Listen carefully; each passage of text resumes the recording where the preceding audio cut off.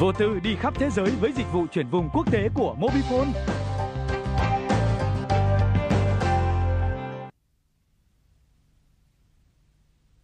Hi, my name is Jonathan Quek, the founder of Financial Intelligence, also known as FYI.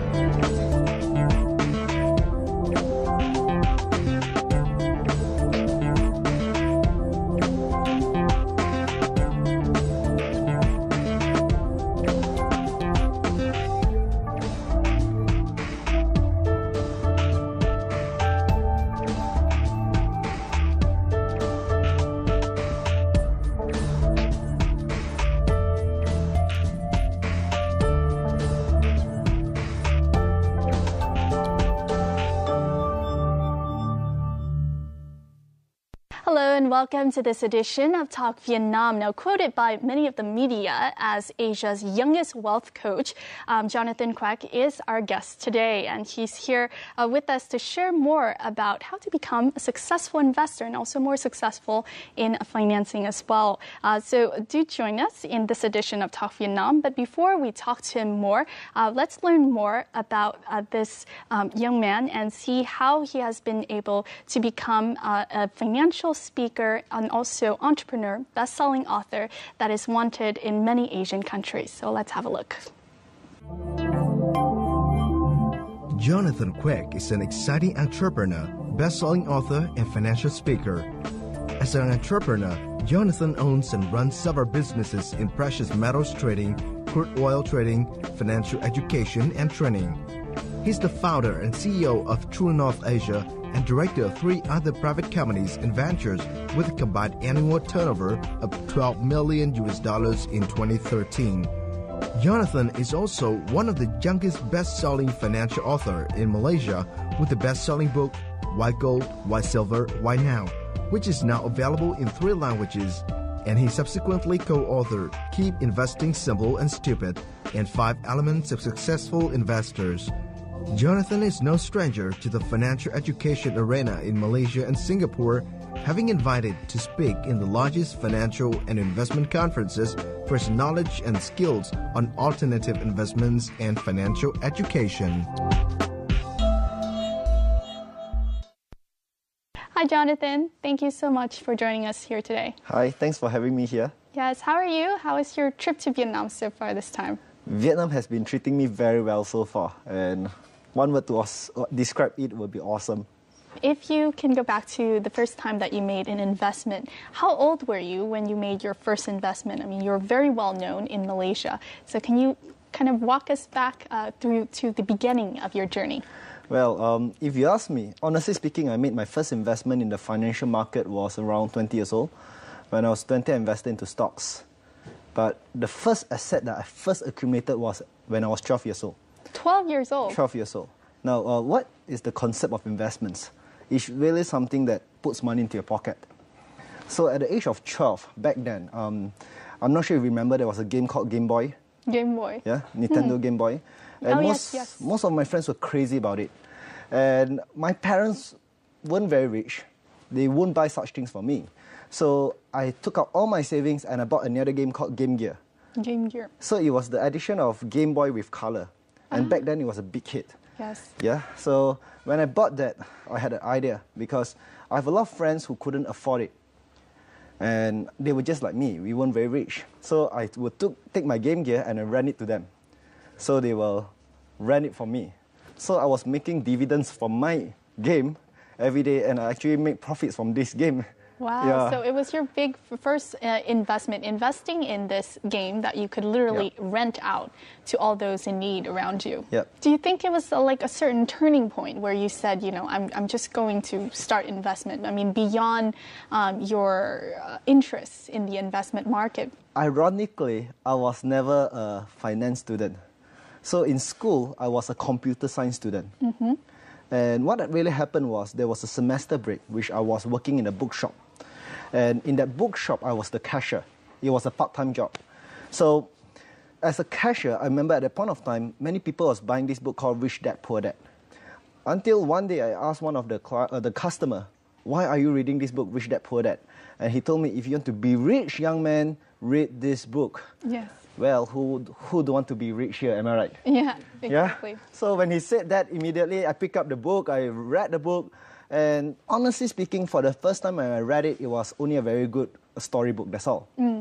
It was only the second time I read it again, and something struck my mind. That was when I was inspired to be an entrepreneur.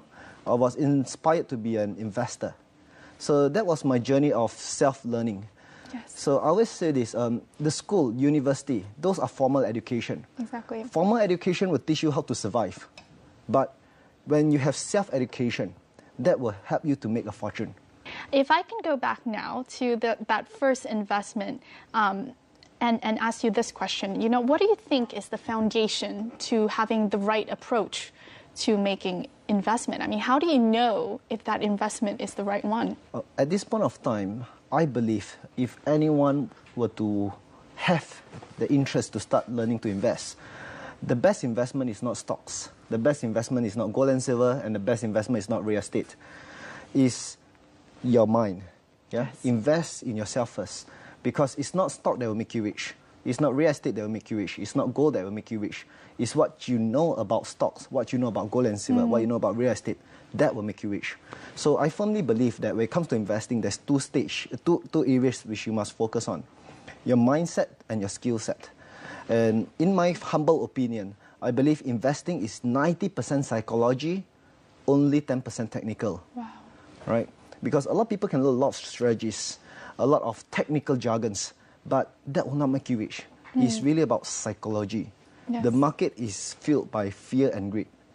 When you're able to take control of your emotions, that's when you will start to see things differently. Exactly. Yeah. Knowledge is power, and also the control of your mind, as you said, and not just focus on money, money, money. Is that right? Yeah. One rich man once shared with me this. He said, Jonathan, if you want to be an entrepreneur, who should you learn from?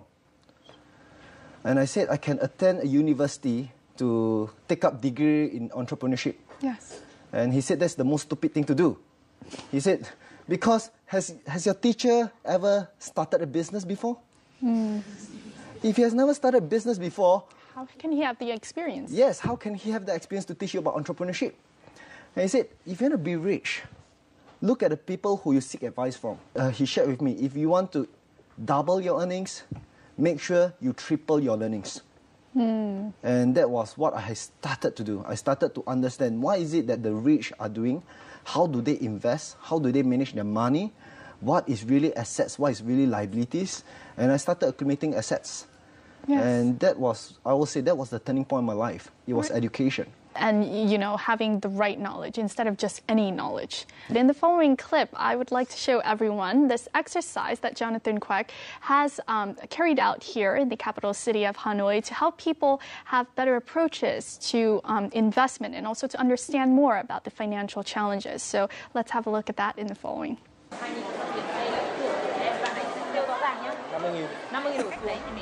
Beginning with zero money, these people have to earn as much money as they can within 3 hours. This is part of the 2-day training course by Jonathan Quek in Hanoi.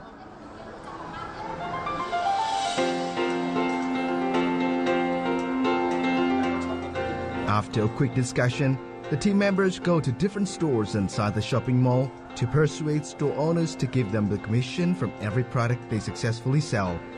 And for people like Ming Anh, who has no experience in this and no money for now, the task is more or less impossible.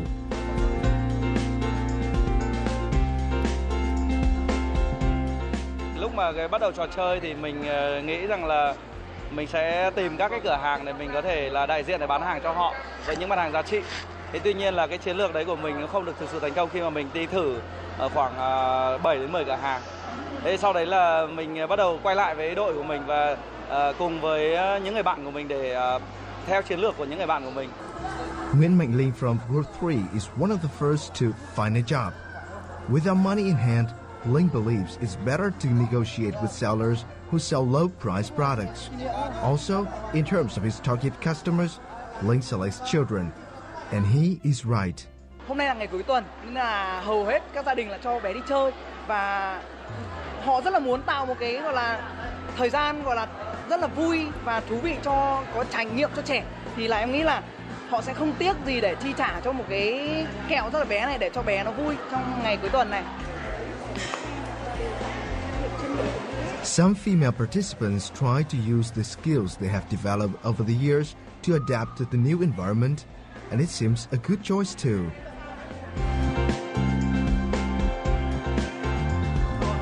Sau khi đã định vị xong và thất bại với việc là bán sức lao động, thì đội tôi đành phải quay sang hình thức là bán những cái thứ mà là thế mạnh của đội, đấy là kỹ năng về tư vấn, kỹ năng về sản phẩm, kỹ năng về thị trường. Đấy là những cái ưu thế nó tương đối vượt trội hơn so với cả cái sức lao động.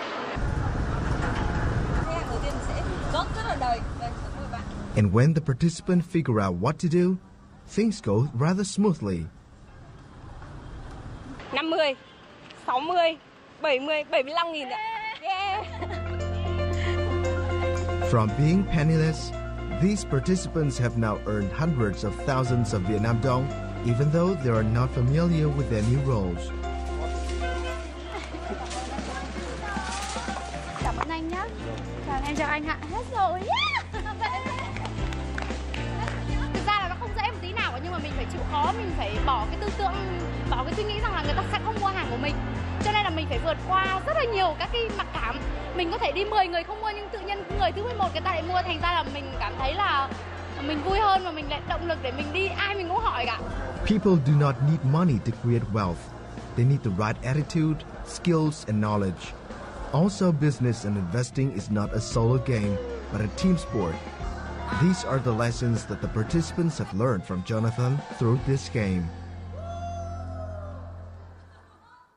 Now, Jonathan, in the past clip, we just saw this exercise in the Big C shopping mall. Can you kind of walk us through this exercise? Well, this is a game that I want to create to solve problems that most people face, because many people tell me this, Jonathan, I want to invest, but I don't have enough money. Is it about the money? Yeah? How many face this problem? Yes. Yes? All right. So in this game, I bring my participants. I don't care whether you're a student or you're a multi-millionaire, because I understand that there was a multi-millionaire in my class. Really? Yeah, I told them to give me all their money. Yeah, not that I want their money. I keep it for them, and I bring them to Big C, and their job is to make money. For the past 4 years, I've been running this program. I've been running this section of the program. So far, I have never had participants who come back without money. Yes. Yeah. It just comes to show that if you want to do investment, it's not about the money that you have initially, isn't it? My message to them is this. It does not take money to make money. What does it take? It takes ideas. It takes action. It takes network to make money. If you want to go fast, you can go alone. But if you go far, you go in a team. Because investing is not a solo sport. Investing is a team sport. It's a team sport. Yeah. It's about working with others. And as we saw in the clip, people worked together really well in order to get that first, money without even starting, with any investment at all. Do you think that when a person is investing, one of the biggest challenge perhaps to a person being a good investor or a bad investor is themselves? Do you think a person can get into their own way? Of course. And one of the reasons why I created that game is this. Usually when I organize these games, ironically, it's the adults who can't make money. Youths, they can make money. Why? It's simply because adults, they have this thing called ego. Yes. And when you have ego in investing or in whatever you do, you're blinded. All right. So one of the reasons I want to organize this game is to show those adults, that when you have ego, you can't make money. So you got to let go of your ego, and from there, you be humble to learn. Thực ra mình chưa làm bán lẻ bao giờ cả, và mình cái cảm giác bán lẻ mình không có quen.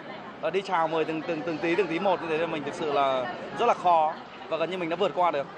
Và mình cảm thấy bây giờ rất là thoải mái và rất là vui, bởi vì tất cả mọi người cũng đều đã giành những kết quả rất là tốt. Có những người bán được hàng khi mà mình bỏ cái tôi. Tức là mình đến và mình dám mời họ là họ dùng những sản phẩm đấy.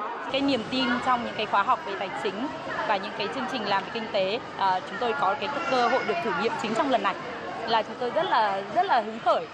Chúng tôi không dùng những cái chân tay bình thường và chúng tôi lấy cơ hội này để thử xem là cái niềm tin trong quá trình kinh doanh ở những cái đất nước giống như ở Việt Nam, cái môi trường làm việc, con người rồi cạnh tranh ở Việt Nam thì có thừa không, và chúng tôi có câu trả lời trong ngày hôm nay. Theo cá nhân của em đánh giá thì có thể là mình sẽ tận dụng những cái mặt hàng nhỏ và có thể thu được cái dòng, nghĩa là có vòng quay vốn nhanh để mình thu được tiền và mình có thể sử dụng để mình đầu tư vào những cái khác. Sau cái buổi ngày hôm nay thì cho thấy là mình có thể làm được kinh doanh và thậm chí là mình sẽ làm được bất kỳ công việc gì khi mà mình tin tưởng là mình có thể làm được.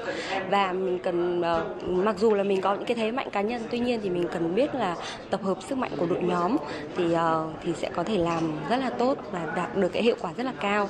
Và thêm vào nữa một cái đó là mình cần phải bỏ cái tôi của mình đi thì mình mới có thể tiến được về phía trước. Tức là cần phải kiểm soát được cái cảm xúc của bản thân.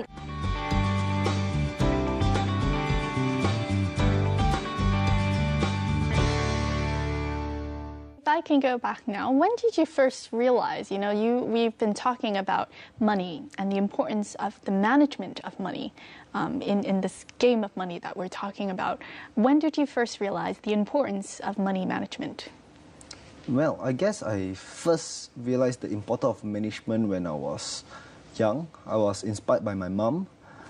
I didn't come from a rich family. My mom is an Indonesian Chinese living in Malaysia. She was in Malaysia simply because she had to seek medical assistance. Yes. And the medical cost in Singapore is too expensive. So since young, they were very prudent. And my mom always taught me to be very frugal.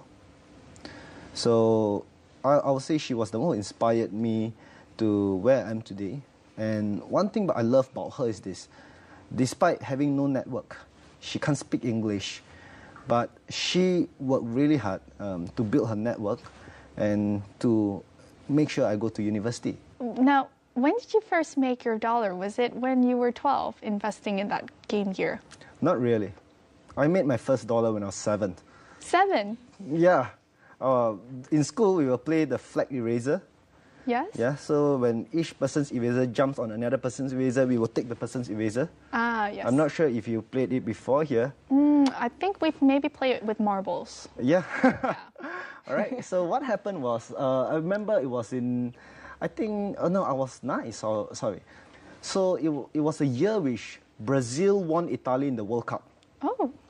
So everyone was looking for the Brazil flag. So the normal eraser is only 10 cents. But those rich students will offer to buy up the Brazil eraser for $1. Oh, really? Yeah. So I was one of the poor students back then. So every day after school, I will go stationery shops to stationery shops buying the Brazil erasers. Oh. Because it's very hard to find. So probably one shop you only can get 1 or 2. Yeah, so that was my part-time job. Yes. Yeah. So you find that one the Brazilian flag eraser, you buy it for 10 cents. You go back, you sell it for $1. $1, yeah. And then you make a profit. I'll make a profit of 90 cents. That's really cool. I still remember that, right after that, there was a cartoon called Captain Planets. Yes, I remember that. Remember that? Yes. So it's about 5 young guys with a ring, yes. fire, wind. Trying to save the planet. Trying to save the planet. So what I did was this. I was in school. I took paper, I wrapped it myself, and then I drew on it. I drew a few, and I said, this is the latest in thing. Surprisingly, people bought it. I remember I have a friend who was sitting beside me. He's a single mother child. And he told me that he don't have money to eat food, so I hired him. I hired him to do rings for me. Oh. So that was my first lesson of management. And you're also your first mini business, having kind of outsourcing the person to make the rings, and then yes. you being the big businessman collecting. I was doing sales. Yes. Yeah, I was a salesman, and he was my admin guy. Yeah. So it was all these small things that I was doing. That's why by the time I was 12, I could buy a Sega Game Gear by myself. Yes. Yeah, it was because my mom always taught me this: save money, save money, save money. So I saved all this money to buy that Sega Game Gear. Yeah, but when I bought it, my mind was not to just play. My mind was, how can I make back the money that I spent to buy it? Yeah. That's also kind of the difference between asset and liability, isn't it? Exactly. Yes. Can you explain? Can you shed enlighten the audience on the difference between asset and liability and how important it is in terms of you spending money on something? All right. So let me just give you a story. Okay, many years ago, there was a couple who just got married. So when this couple just got married, they have a house and a bit of money. So they started discussing what should we do with this money. So the couple wanted to renovate the house. They wanted to build a barn. You know what's a barn? Yeah, place where you put animals. A farm. They wanted to build a pond. They wanted to buy a car. They wanted to do so many things. So towards the end, after they do budgeting, they realized they only can choose one. And interestingly, the wife said, we should renovate the house. So why house? She said, because the house is an asset or liability? Asset, right? So the wife said, of course, if we renovate this house, the value of this house will increase. So the value of our asset will go up. But the husband said, no, we must build a barn. So they quarreled and they argued to the extent where the wife scolded the husband. What are you thinking about? Do you mean the animals are more important than me? Now, who do you think won the argument? Husband or wife? And okay, how many of you say, honestly speaking, you feel wife? Wife. There's one or two. One or two. Husband? Okay, how many of you will not raise up your hand no matter what I say?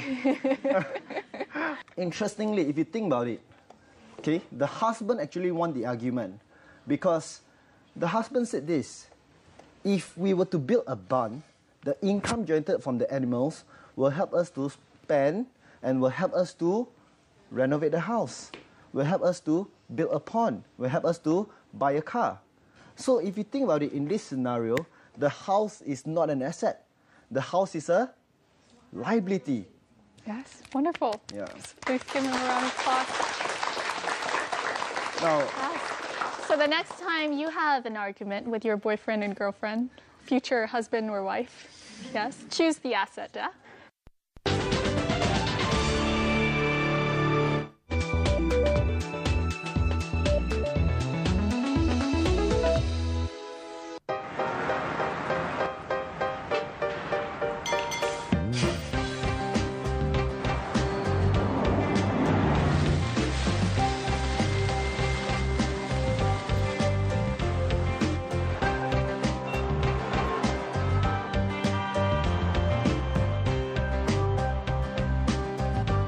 Vô tư đi khắp thế giới với dịch vụ chuyển vùng quốc tế của Mobifone.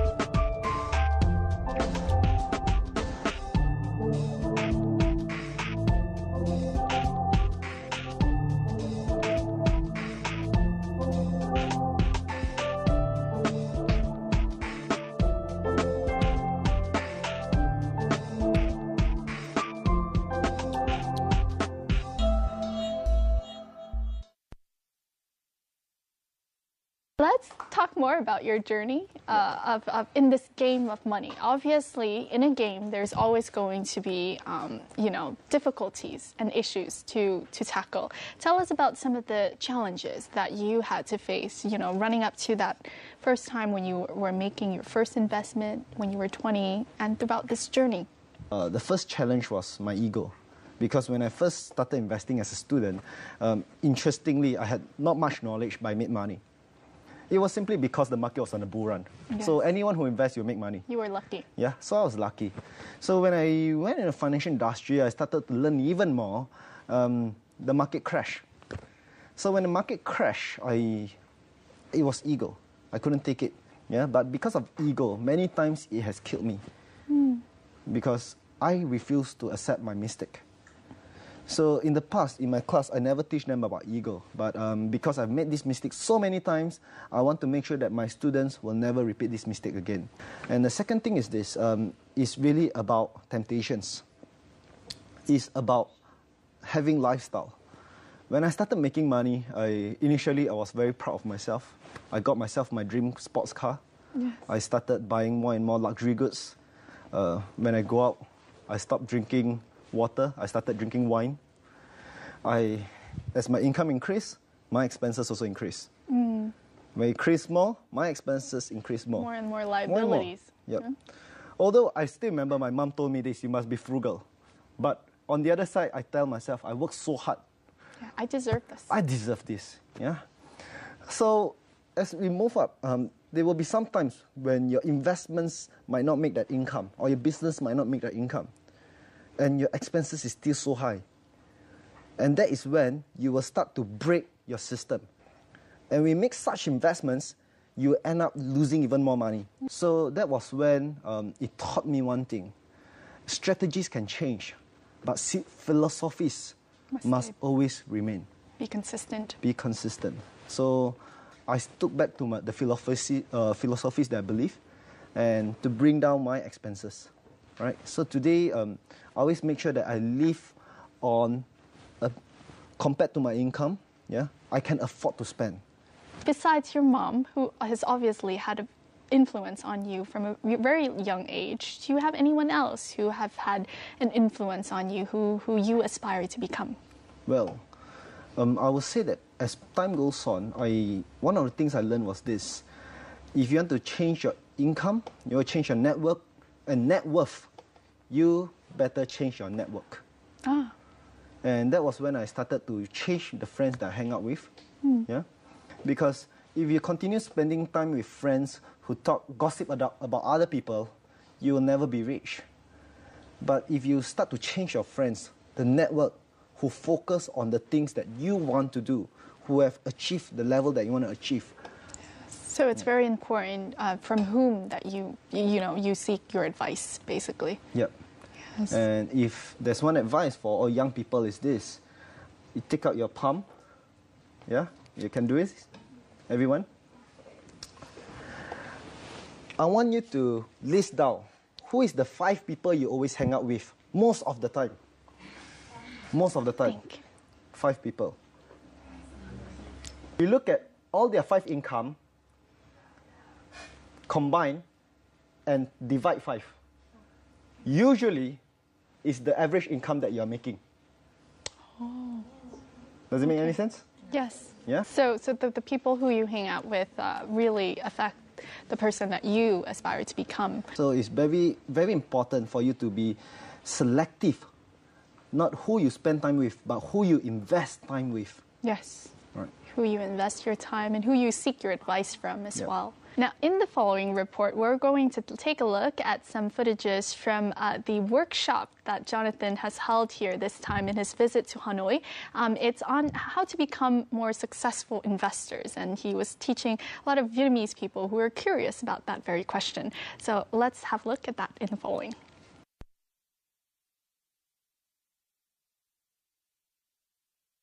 During his 2-day training session in Hanoi, Jonathan Quek also hosts various workshops. Through these events, he shares his knowledge on different matters, including how the international monetary and finance system works, as well as some personal anecdotes from his rich experience in business. Though many people here have already been working in the financial sector, they are still impressed by the young speaker.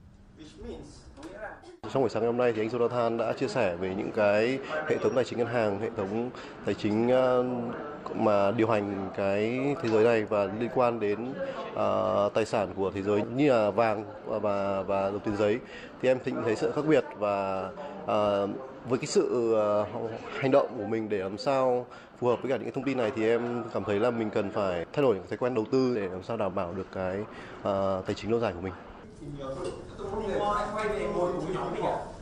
Being an investor himself and getting involved in various fields of investment, Jonathan, despite his young age, has a lot of experience. Therefore, his opinions on setting goals, creating a timeline for investment, budgeting, and risk management all are likely to have a big impact on the participants. Cái phần em rất là ấn tượng, đó là cái phần mà chia sẻ về cái bí mật của thế giới thì không phải cái này không phải ai cũng biết, mà khi mà mình viết ra được mình vỡ lẽ ra là từ trước đến giờ tất cả những cái gì mình tin tưởng là vào tài chính và tiền bạc và cái cách thức mình sống, mình đầu tư, mình giữ tiền bạc nó hoàn toàn khác. Những cái kiến thức mà Jonathan Quek chia sẻ thì rất là mới, rất là bổ ích, và những kiến thức này là rất là bổ ích cho tôi, cũng như là tôi chưa từng nhận được từ những diễn giả từ Việt Nam. Chúng tôi hy vọng là chúng tôi sẽ có kiến thức nhiều hơn, như đã nói là kiến thức đi trước, rồi sau đó là mới cái quyết định đầu tư đúng đắn. Còn nếu không chỉ là những cái việc chạy theo số đông mà thôi. And the organizer is right to invite this young but talented speaker to Vietnam. Khi mà Jonathan Quek lần đầu tiên xuất hiện cùng với Adam Khu, thật sự là đã thuyết phục chúng tôi với niềm đam mê của anh ấy, với chí hướng, với cách đầu tư của anh ấy. Thật sự là đã thuyết phục chúng tôi và thuyết phục cả những học viên tham dự lần đấy. Và chúng tôi hoàn toàn tự tin để mang Jonathan Quek về Việt Nam trong lần này. With an annual turnover of tens of millions of US dollars, Jonathan does not work as a financial speaker for money. He only does this because he wants to share his knowledge with people so they too can benefit from it financially. Do tell us about the course that you have been teaching here for the past few days in Hanoi. What was it about? We always come together to brainstorm, to learn from each other. And I have my learning curve just improved so much just because I had these amazing friends. And what happened was around 1.5 years ago, someone came to me and he said, "Can you teach me the secrets of your success?" And he said, "Why not I bring students for you? You charge us money to teach us this." It wasn't easy for me because that is not my business. No. That is not my business model. But one thing he managed to convince me was this. He said, "Jonathan, you have been giving talks to university students. Aren't you tired?" And I said, "Why?" I said, "I love university students because university students, usually after you teach them, they are very enthusiastic, they will take action. And they are the future. And they're the future." I said, "What's wrong with that?" They said, "So what's the major frustration that you face?" And I said, "Parents." Because usually the university students will learn something, they want to take action, and then their parents will tell them that you don't know what you're doing. Yeah. And the parents, they themselves don't know what they're doing. Exactly. So this man told me this. So you should be teaching parents. As well. Both ends, you know. So that struck me. And I said, okay, let's open up a program for parents. And I said, why not I open up my Wealth Insider group to teach parents? Mm-hmm. Yes. Yes. So that was my first program. Most of them were parents. Yeah. And How was it initially teaching parents who has already had much experience? How was it challenging to kind of get past that, you know, dogma? well, I had to learn a lot about how training works. And I was really overwhelmed because I was shocked that there are financial planners who have 30 years experience in the class. And I start asking this person this lady who was making so much money. I said, why are you attending my class? And she said, I know how to make money, but I don't know how to protect my money. I don't know how to manage my money. I don't know how to make my money make more money. And they make a lot of sense. Let's go back to this Wealth Insider group here in Vietnam. Let's talk more about, how did they react to the program? What was your interaction with the adult students here? I would say that the Vietnamese market is very different compared to any other markets. Any other markets is so different because the Vietnamese market is very hungry to learn. Yes, aggressive, you said. Very aggressive. I shared this with my colleagues when I went back. They didn't believe me. So this time I brought one of them here and he told me what you say is true. Yeah? And I believe that is one of the recipe to success. Yes. Because to me, you don't need to go to school to be successful. You don't need a degree to be successful. You need a PhD. What I mean by PhD is this. First, you must have pain. Pain, yes. You must have pain. You must have the pain to say that enough is enough. I'm going to change. 2, you need a H. You need hunger. And this is what most Vietnamese have. They have hunger. They go to the extent. Usually my program is until 6 o'clock. Over here, I have to do it until close to 8 o'clock. because of the questions. Yes. They are so hungry for knowledge, and I love that. And D is what I call desire. The desire to succeed, the desire to go somewhere. So I believe pain, hunger, and desire. PhD. Not an actual PhD. You don't need a doctorate. You need that thing that's inside. As you said, 90% psychology. Yeah. And this is what I see a lot in my Vietnamese participants, that really touched me. I don't mind coming back. So when the organizer told me, do you want to come back end of this year? I said, sure. Yeah. That's wonderful. Why gold? Why silver? Why now? Jonathan's best-selling book is available in 3 languages. In his book, Jonathan briefs readers the history of the international monetary and financial system, its evolution and inflations. He also shares his dialogues with financial experts on the importance of investing in precious metals, including gold and silver. Jonathan emphasizes that the precious metals, especially silvers, has huge potential, and making investment in the metals could be very profitable. The author also predicts that more financial crises would happen in the future, and investment in gold and silver would be the way for people to avoid the possible impacts. Jonathan, in the past clip, we learned more about some of your book publications. Can you share more about these publications? I mean, when did you decide to kind of start writing books and imparting more knowledge to a wider audience? When I was still a student, you got to remember this. I was an IT student. I was trying to learn finance. When I pick up a finance book, I would sleep because of all the financial jargons. Yeah. It's so boring. It is. It's just as good as reading a medical book. Yes. Yeah, I couldn't understand them. So it was really because of sheer hard work. Right. I really seek advice from people, and I forced myself to learn.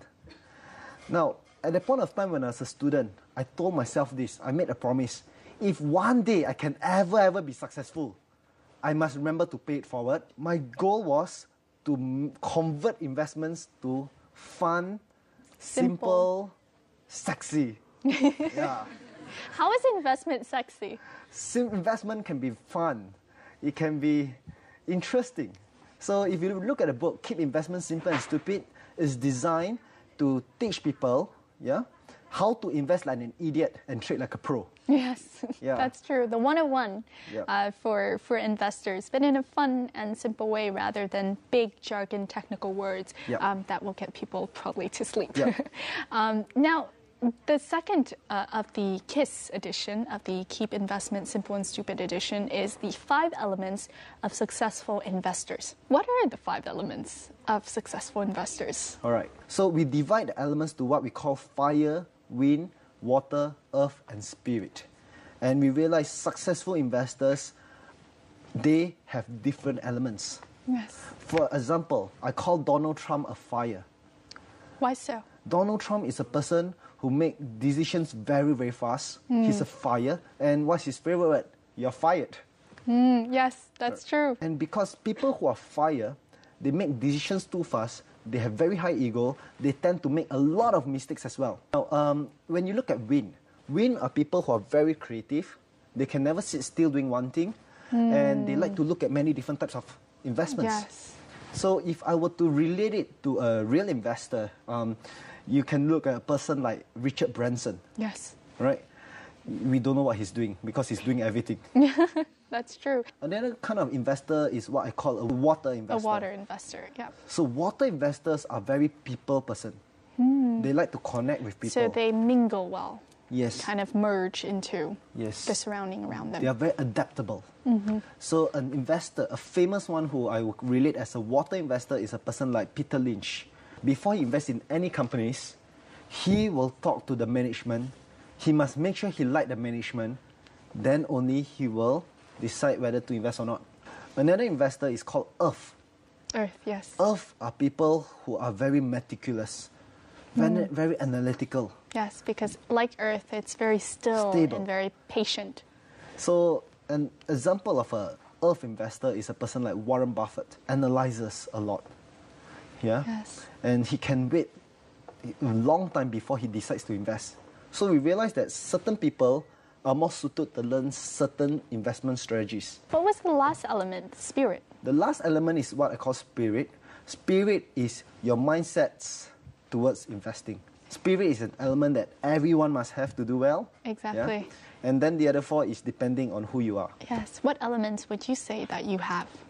I would say I'm a mixture of fire and wind. Fire and wind. So you like to explore like the wind, and you have the desire and passion and hunger like fire, and you make quick decisions. Yeah, I make quick decisions. And that was one of the reasons why I didn't really make much money back then. So today when I invest, I remember I mentioned that investing is a team sport. Yes. It's not a solo game. So what I do is I surround myself with earth. Yes. I surround myself with people who really good at win. A lot of kind of wisdom and the patience to really think out a decision before you make it. Yeah.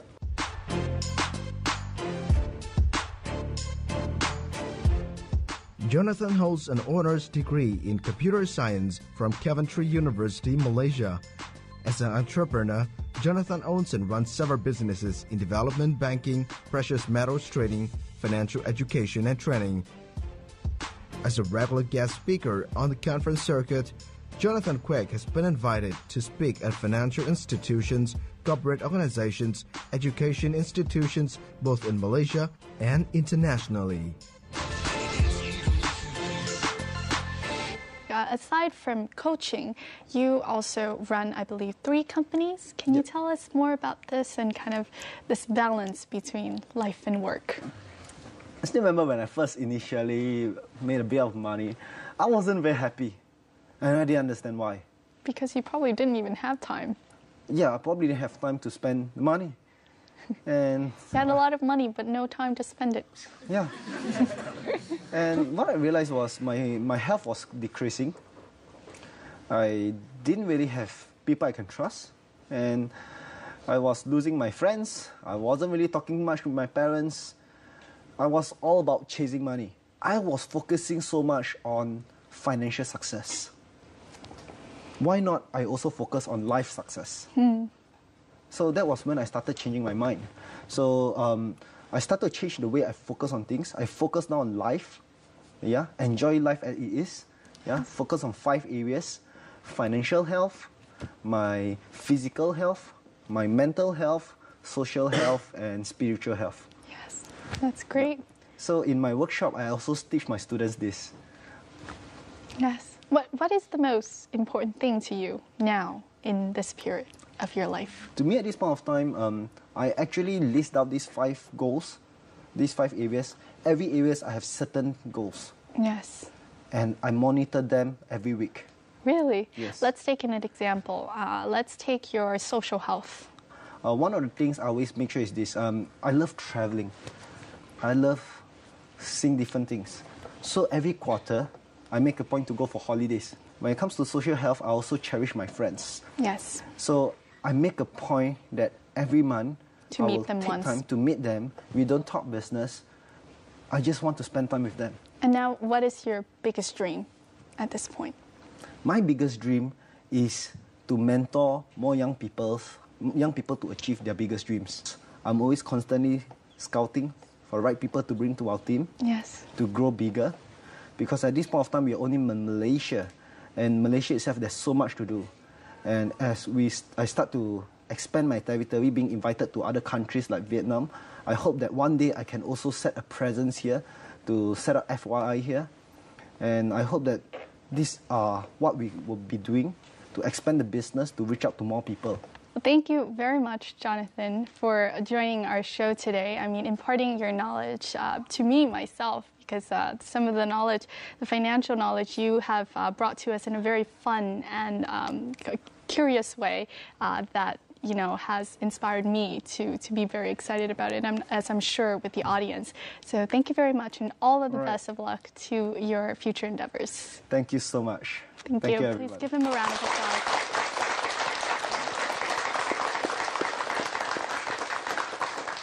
And that wraps up this edition of Talk Vietnam with Jonathan Quek. I'm sure you have been inspired as well to perhaps, start learning more knowledge about the world of finance, the world of investment, but also make changes in your life, even if you are not interested in the business world, to be better and to basically achieve big and dare to dream big as well. So thank you very much for tuning in, and we'll see you more next time here in Talk Vietnam. Goodbye.